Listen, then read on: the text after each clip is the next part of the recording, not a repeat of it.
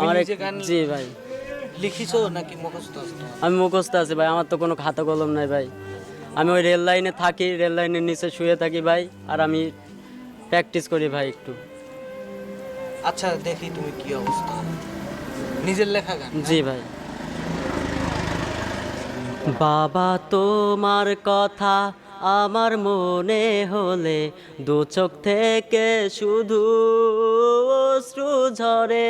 বাবা তোমার কথা আমার মনে হলে দু চোখ থেকে শুধু অশ্রু ঝরে।